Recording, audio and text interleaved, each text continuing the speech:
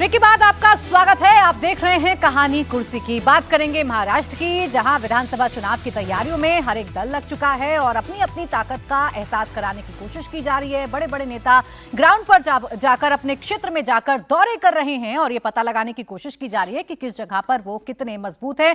भविष्यवाणी शरद पवार की तरफ से की जा रही है तो राज ठाकरे भी अपनी ताकत का एहसास कराने की कोशिश कर रहे हैं और वो ज्यादा से ज्यादा सीटों पर लड़ने की बात कह रहे हैं। 20 सीटें तो ऐसी हैं जिस पर राज ठाकरे अपना दावा ठोकते हुए नजर आ रहे हैं। राज ठाकरे का जन्मदिन है, कल उन्होंने केक भी काटा, अपने कार्यकर्ताओं के साथ बातचीत करते हुए नजर आए। और अब राज ठाकरे कितना बड़ा फैक्टर साबित होंगे। एनडीए के साथ जरूर मिलकर लोकसभा का चुनाव लड़ा, एनडीए की ताकत बढ़ाने की कोशिश की, लेकिन विधानसभा चुनाव में क्या बार्गेनिंग राज ठाकरे करेंगे, इस पर सभी की निगाहें टिकी हुई हैं, क्योंकि 20 सीटों पर तो अभी उन्होंने अपनी तैयारी लगभग शुरू कर दी है। और ये वो 20 सीट है जहां राज ठाकरे की जो सीधी फाइट है वो उद्धव गुट के साथ होगी, उद्धव गुट के बड़े बड़े चेहरों के साथ होगी और उसी पर राज ठाकरे ने अपनी तैयारी शुरू कर दी है। अब समीर जी, राज ठाकरे किस भूमिका में रहेंगे या राज ठाकरे की कितनी ताकत है, विधानसभा चुनाव में कितने उपयोगी रहने वाले हैं?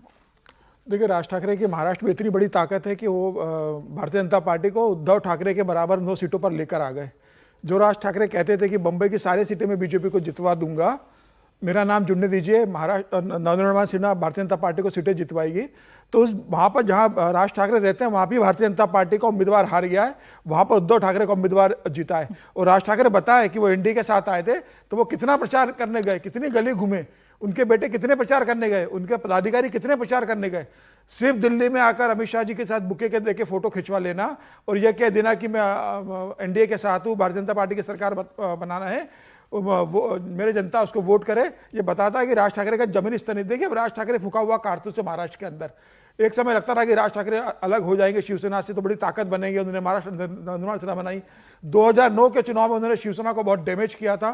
सारी मुंबई की लोकसभा सीटें शिवसेना राज ठाकरे के कारण हार गई थी, क्योंकि राज ठाकरे के हर उम्मीदवार को कम से कम 2.5 से 3 लाख वोट मिले थे। लेकिन आज राज ठाकरे की स्थिति है कि उसके पास सिर्फ एक विधायक है, वो भी कल्याण ग्रामीण से। बंबई से एक भी विधायक नहीं है उनके ऊपर। 150 से ज्यादा उम्मीदवार उतारते हैं और 125 ज्यादा उम्मीदवारों की जमानत जब्त होती है। 2% का 1.5 से 2% का वोट बैंक राज ठाकरे के पास बचा हुआ है। तो राज ठाकरे अब कोई बड़ी ताकत नहीं है, भारतीय जनता पार्टी को समझना चाहिए।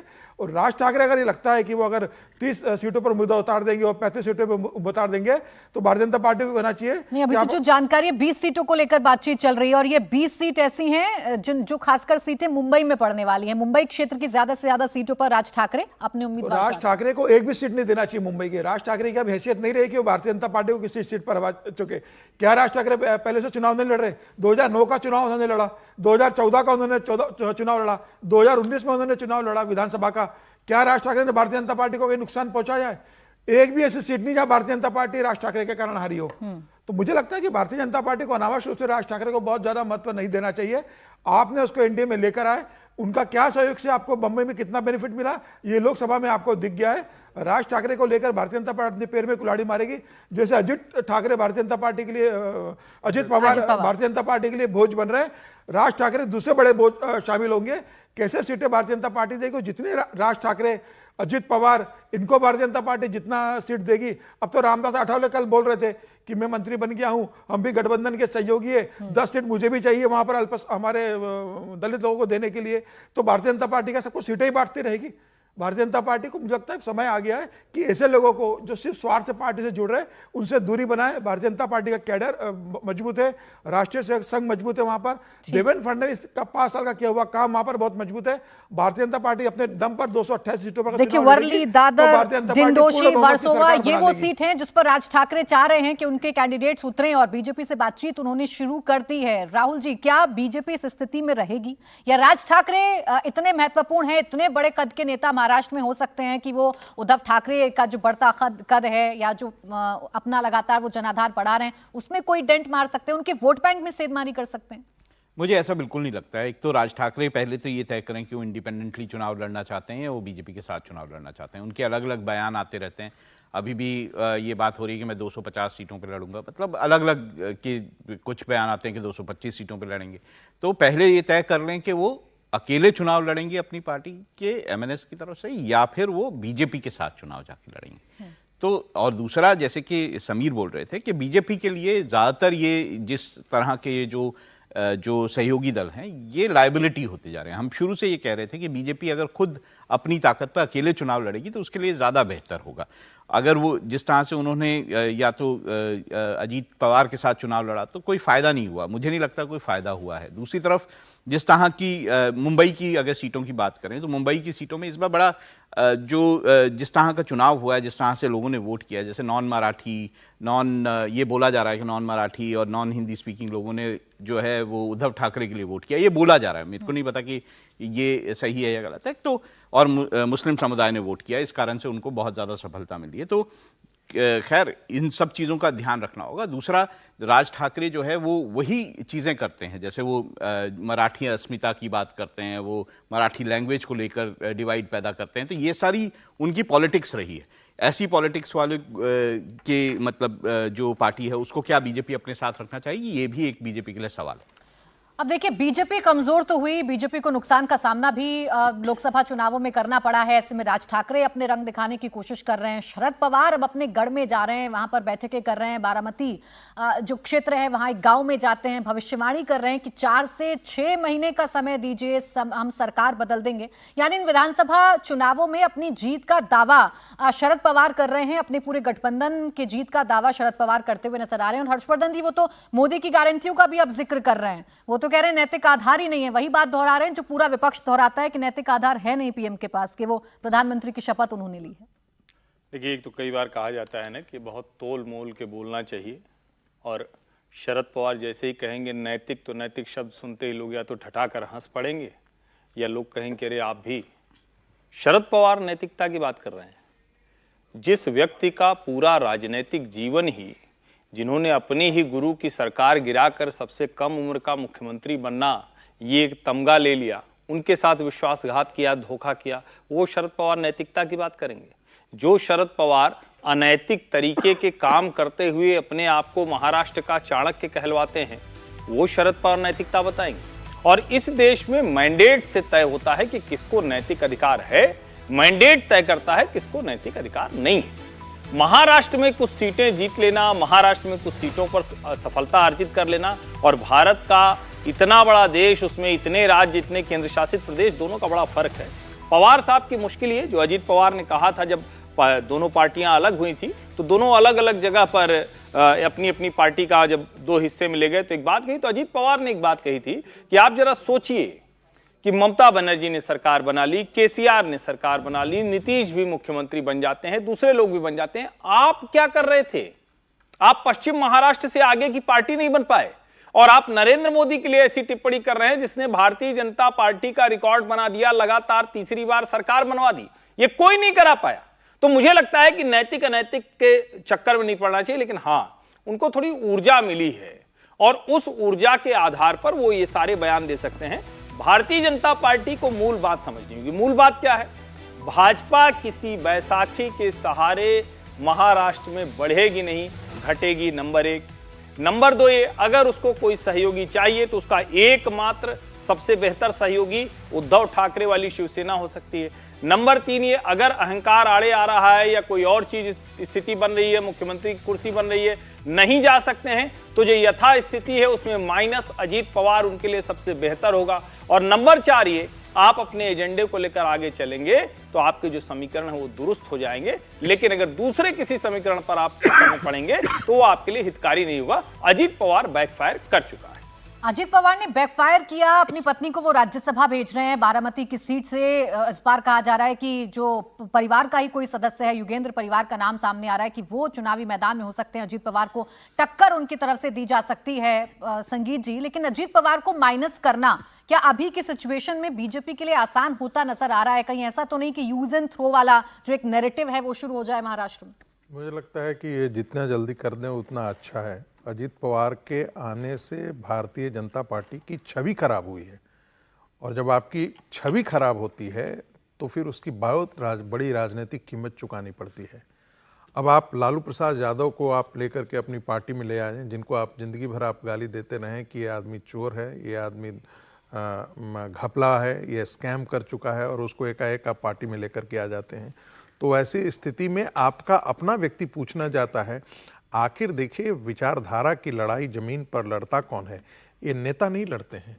विचारधारा की लड़ाई जो है वो जमीन पर आपका कार्यकर्ता लड़ता है, और जब आपका कार्यकर्ता निरुत्तर हो जाता है तो आपका वोट भी वहीं से घटना शुरू हो जाता है। जब आप अजीत पवार को लाते हैं जिसके बारे में भारतीय जनता पार्टी कह रही थी कि इतने लाख का घोटाला इन्होंने किया है, स्कैम कर लिया है, और आपको उनकी आवश्यकता भी नहीं थी, इसके बावजूद भी आपने उनको लेकर के आया और उनको एक बहुत बड़ा जिम्मेदारी का पद आपने दिया। वो भी जो आपने फाइनेंस जो ऐसा पोर्टफोलियो था वो आपने देवेंद्र फडणवीस से आपने छीन करके उनको दे दिया। तो ऐसी स्थिति में आपका कार्यकर्ता का रूठ जाना और आपके प्रति ही नाराजगी, स्वयंसेवकों का, कार्यकर्ताओं की नाराजगी होती है, उनके पास कोई इस बात का जवाब नहीं होता है। विपक्ष जब आरोप उन पर लगाता है कि अरे आप तो कल तक इन आदमी को कहते थे बहुत निकम्मा है, धोखेबाज है, भ्रष्ट है, नीचे से ऊपर तक डूबा हुआ है, आकंठ भ्रष्ट है, और एकाएक आपके आकर के आपके जो वॉशिंग मशीन में है वो एकदम शुद्ध हो गया, तो फिर ये आप पर चिपक जाता है। और ऐसी स्थिति में मुझे लगता है कि अजीत पवार को भारतीय जनता पार्टी जितना जल्दी बाहर करे वो बेहतर है। देखिए, राजनीति अपनी ही जमीन पर लड़ी जानी चाहिए। आपका सामाजिक समीकरण साध करके आपने देख लिया, उत्तर प्रदेश में राजभर, पटेल, जितना भी है, आरएलडी, सब आपने ला करके देख लिया। इसके बावजूद भी आप जो है वो वहां पर वो जितना आपको मिलना चाहिए था आपने नहीं ला पाया। आप महाराष्ट्र की राजनीति में अजीत पवार को लेकर के आए थे, शिवसेना के शिंदे ग्रुप को लेकर के आए थे, एमएनएस को ला करके आपने खड़ा किया। एमएनएस 2 सीटें मांगती थी, समझौता नहीं हो पाया, आप 1 सीटें देना चाहते थे। ये सारे समीकरण आपने साध करके देख लिया। होता क्या है कि आपकी अधिक से अधिक ऊर्जा इन समीकरणों को साधने में चली जाती है, और आपका जो वाकई जो काम होना चाहिए वो जमीन पर राजनीतिक लड़ाई लड़ने की, अपने संगठन को दुरुस्त करने की, उसकी कमजोरियों को ठीक करके अपने कार्यकर्ताओं को उत्साहित और मोबिलाइज करने की, वो काम पीछे रह जाता है। मुझे लगता है कि अभी समय है, और बहुत समय अब नहीं रह गया है भारतीय जनता पार्टी के लिए। 3 महीने का समय किसी भी विधानसभा के चुनाव की तैयारी के लिए बहुत कम समय है, इसलिए जितना जल्दी हो सके भारतीय जनता पार्टी को इस पर कार्रवाई करनी। बस एक छोटी सी टिप्पणी बारामती पर समीर जी आपकी चाह रही हूँ, क्योंकि बारामती में एक बार फिर से जो फाइट है वो परिवार के बीच में देखने को मिल सकती है। अजीत पवार नाकाम साबित हुए, अपनी पत्नी को जिता नहीं पाए बारामती में, अब युगेंद्र पवार को उतारा जाएगा, चाचा भतीजे के बीच की फाइट देखने को मिलेगी। ये कितना दिलचस्प है? देखिए, युगेंद्र पवार जो वो अजीत पवार के जो बड़े भाई है श्रीनिवास पवार, उनके बेटे हैं, और कुश्ती संघ के अध्यक्ष अभी अजीत पवार ने हटा दिया है। बहुत सक्रिय रहे, और उन्होंने अभी जो सुप्रिया का जो चुनाव प्रचार अभियान था उसकी कमान उन्होंने संभाली थी, और बहुत जमकर मेहनत की थी उन्होंने अजीत पवार को हराने के लिए। और अजीत पवार जब मान रहे कि मैं युगेंद्र की मेहनत के कारण वहां पर आ रहा हूं, अब शरद पवार युगेंद्र को अजीत पवार के खिलाफ बारामती से विधानसभा चुनाव लड़वा सकते हैं। युगेंद्र का वहां बहुत जनाधार है, कृषि के बहुत जानकार है, जमीनी स्तर पर सारे किसानों के संगठन युगेंद्र देखते रहे, तो वहां स्थानीय जनसंपर्क है। निश्चित रूप से इस बार बारामती से अजीत पवार की जीत आसान नहीं होगी, क्योंकि शरद पवार की ताकत लगेगी, सुप्रिया सुले खुद लगेगी, युगेंद्र लड़ेंगे। और सबसे बड़ी बात है कि अजीत पवार के सगे बड़े भाई श्रीनिवास पवार, जिन्होंने सार्वजनिक रूप से कहा था कि अजीत पवार ने गद्दारी की है, जिस शरद पवार ने बारामती को बनाया है, जिस शरद पवार ने अजीत पवार की राजनीतिक जीवन को बनाया है, इतना बड़ा नेता बनाया है, उसके खिलाफ अजीत पवार को यह कार्रवाई नहीं करनी चाहिए थी। जब बड़ा भाई अजीत पवार के खिलाफ खड़ा है, तो मुझे लग रहा है बारामती में अजीत पवार के लिए बहुत आसान महाराष्ट्र ठीक है, मुश्किलें अभी होंगी। विधानसभा चुनाव को लेकर तैयारियां शुरू कर दी गई हैं। देखिए, एक और स्टेट है जहां विधानसभा चुनाव को लेकर तैयारियां अभी से शुरू कर दी गई हैं। महाराष्ट्र में तो कौन सा दल किसके साथ होगा, बीजेपी क्या माइनस करेगी, क्या प्लस करेगी, इस पर सभी की निगाहें हैं। लेकिन बिहार में जो एनडीए बड़ा मजबूत नजर आता है, जिसमें नीतीश कुमार बड़ी भूमिका में नजर आते हैं, नीतीश कुमार अब आने वाले विधानसभा को लेकर क्या कर रहे हैं, क्या तैयारी कर रहे हैं, क्योंकि 2025 में ही 7-8 महीने बाद चुनाव बिहार में होने हैं। और आज कैबिनेट की बैठक होने जा रही है। देखिए, 15 मार्च को आखिरी बैठक कैबिनेट की हुई थी, और आज बिहार में कैबिनेट बैठक होने जा रही है। शाम 5 बजे का वक्त है।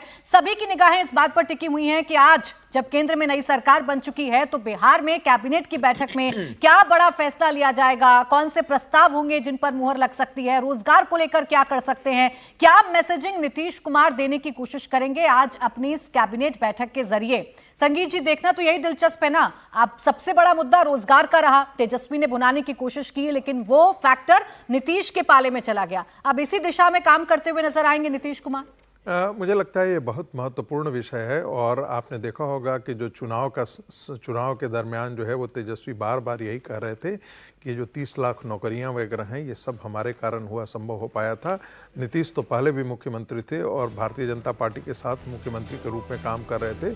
उस समय इस प्रकार के नौकरियां नहीं दी गई थी। ये जो कुछ भी संभव हो सका वो हमारे आने के कारण हुआ। नीतीश जी को लगता था कि ये जो क्रेडिट है वो सारा का सारा जो है वो जो है आरजेडी के साथ जा रहा है, हमें उसका श्रेय नहीं मिल रहा है, इसलिए उस कारण से वो बहुत नाराज थे। मुझे लगता है कि इस चुनाव के बाद अब जब वो बिहार में चुनाव के लिए जा रहे होंगे तो सामाजिक समीकरण से एक बात तो जरूर पता लगता है कि नीतीश कुमार का जो वोट बैंक था वो लगभग इंटैक्ट रहा है। भारतीय जनता पार्टी 17 सीटों पर लड़ी थी, भाजपा नीतीश कुमार की पार्टी 16 सीटों पर लड़ी थी, वो भी 12 सीट लेकर के आई। तो एक चीज जो कहा जा रहा था कि नीतीश कुमार जो है वह राजनीति के लिए, वह बिहार की राजनीति के लिए इररिलेवेंट हो गए हैं और उनके कारण जो है वो भारतीय जनता पार्टी को कोई फायदा नहीं हो रहा है। मैं मानता हूं इतनी बात कि यदि भारतीय जनता पार्टी 40 की 40 सीटों अपने बल पर लड़ती हो, रामविलास पासवान जी की पार्टी के साथ लड़ती और अन्य जो थे कुशवाहा पार्टी लड़ती, तब भी भारतीय जनता पार्टी 20-25 सीटों तक जरूर ले करके आती। लेकिन नीतीश जी के आने के साथ उनको बहुत बड़ा फायदा हुआ, एक मोरल बूस्टिंग हुई है और एक डिस्कोर्स जिसको कहते हैं उस डिस्कोर्स में एक बड़ा परिवर्तन आया है। बिहार में चुनाव में जाने से पहले यदि ये गठबंधन वाकई साथ साथ रहता है और एक दूसरे के पीछे, जिसको कहते हैं लंगी नहीं मारना एक दूसरे को, कि हम एक दूसरे को पराजित कर दें और हम आगे बढ़ते, अधिकांश में होता क्या है कि हम एक दूसरे को हराने की कोशिश कर देते हैं गठबंधन में। जब वो भावना काम कर जाती है तो गठबंधन पूरी तरह से पराजय के कगार पर आकर के खड़ा हो जाता है। यदि सब कुछ ठीक रहा, सभी एक दिशा में रहा, तो मुझे लगता है कि भारतीय जनता पार्टी और नीतीश कुमार जी के नेतृत्व में ये सरकार फिर से वहां पर स्थापित होगी। यानी हर्षवर्धन जी ये कहें कि जो फैसले होंगे, जो बड़े फैसले लिए जाएंगे या जो कदम उठाए जाएंगे नीतीश कुमार की तरफ से, उसमें झलक हमें देखने को मिलेगी कि कितना मजबूत है वो एनडीए में या कितनी मजबूती के साथ वो एनडीए के साथ रहेंगे विधानसभा चुनावों तक। देखिए, मुझे लगता है अब उनके पास बहुत विकल्प नहीं है और भले ही 12-12 सीटें आई हों, लेकिन नीतीश कुमार की प्रासंगिकता अब कितनी रह गई ये कोई बहुत छिपी हुई बात नहीं है। संसद के केंद्रीय कक्ष में नीतीश कुमार जी का जो व्यवहार था वो कहने को कहा जा सकता है कि भाई अचानक बड़ा प्रेम सम्मान भाव आ गया, लेकिन जिस तरह से अब वो व्यवहार कर रहे हैं वो उनकी जो दशा दिशा है उसको बताता है। तो मैं आज भी ये मानता हूं कि अब जनता दल यूनाइटेड कुछ समय की ही कहानी है। जब तक है वो भारतीय जनता पार्टी के साथ रहने वाली है, क्योंकि उसके अलावा कोई और उनको विकल्प नहीं नजर आता। मुझे नहीं लगता कि इसमें यह पढ़ना चाहिए कि नीतीश जी की कोई ताकत बहुत बड़ी हो गई। अगर ऐसा कुछ होता तो जो पिछला वाला परिणाम था वो रिपीट नहीं हो रहा है, इसकी कोई वजह नहीं है। वो दरअसल नीतीश कुमार की ही वजह से है, जो एक बड़े वर्ग में, और आप कभी भी जब आप 2 कदम आगे 4 कदम पीछे, थोड़ा आगे थोड़ा पीछे, तो आप धीरे धीरे अपना जो साख अपनी होती है उसको हर कदम पर गिराते जाते हैं, वो आपको पता नहीं चलता और राजनीति में फिर नीतीश कुमार हो जाते हैं। मैं एक छोटी सी टिप्पणी कर दूं, मुझे ब्रेक बस एक छोटी सी, बहुत छोटी सी। देखिए, जो भारतीय जनता पार्टी और नीतीश जी के गठबंधन को कम सीटें मिली हैं उसका एक बहुत बड़ा कारण ये भी रहा है कि मुस्लिम वोट बैंक पिछली बार जेडीयू के साथ खड़ा था। इस बार भी देखिएगा किशनगंज में वो जीता है, लेकिन बाकी और जगहों पर आप कह सकते हैं कि मुस्लिम वोट बैंक जो है एक मुश्त जो है वो आरजेडी के साथ शिफ्ट किया।